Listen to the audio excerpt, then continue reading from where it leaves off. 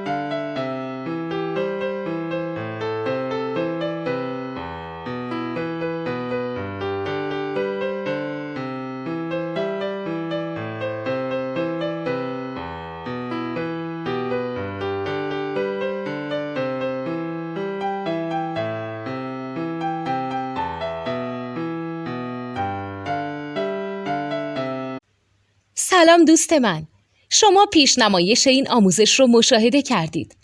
برای دیدن آموزش به صورت کامل میتونید به وبسایت نوت2 که مرجع آموزش موسیقی هست مراجعه کنید.